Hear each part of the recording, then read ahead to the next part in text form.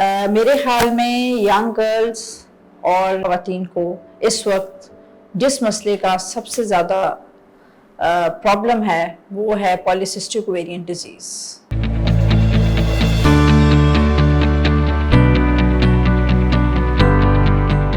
بسم اللہ الرحمن الرحیم، السلام علیکم۔ I am professor Shamsa Humayun, obstetrician, consultant obstetrician and gynecologist at Surgimed Hospital۔ ویسے تو ہماری عورتوں کو بہت سے مسائل کا سامنا ہے۔ میرے خیال میں ینگ گرلز اور خواتین کو اس وقت جس مسئلے کا سب سے زیادہ پرابلم ہے وہ ہے پالیسسٹک اوویرین ڈیزیز۔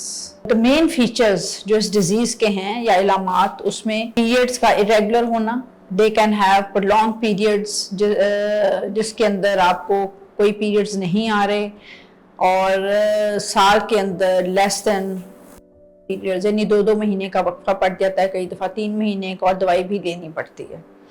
پھر چہرے اور کے اوپر تھک کالے رنگ کے بال یا ایکسیسو ہیئر گروتھ۔ تیسری علامت جو ہے وہ وزن کا بے قابو ہونا یا بہت زیادہ تیزی سے وزن کا بڑھنا۔ چوتھا مسئلہ ان خواتین کا جو کہ شادی شدہ ہیں، بچہ نہ ہونا یا بچہ ہونے میں پرابلم ہونا، جس کو ہم inability to conceive بھی کہتے ہیں۔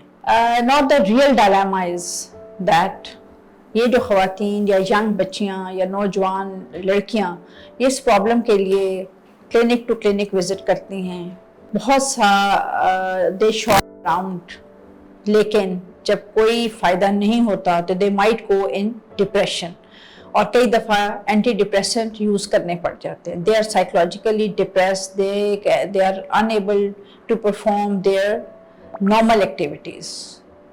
تو پرابلم کیا ہے؟ As I said, the real dilemma is کہ آپ کو ڈیزیز پروسیس کے بارے میں آگاہی نہیں ہوتی۔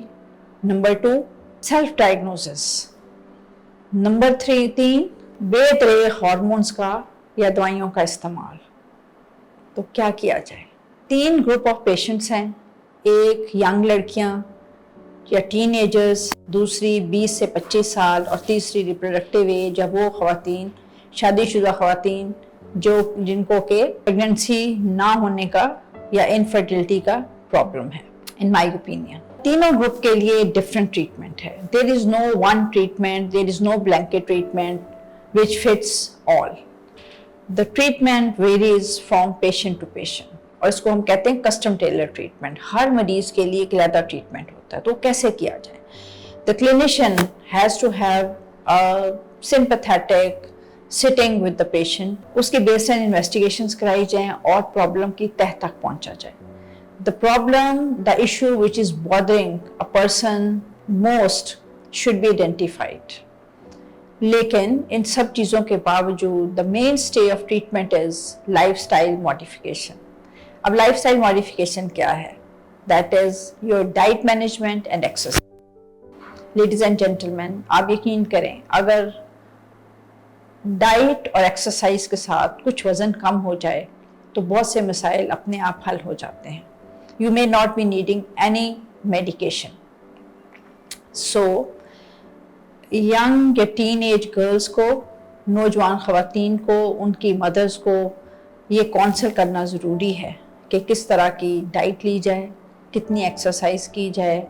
اور میرا پیغام یہ ہے کہ whenever you eat or drink, think either you are feeding your disease, that is polycystic ovarian disease, or you are defeating or fighting your disease away. So eat healthy, stay healthy. Thank you.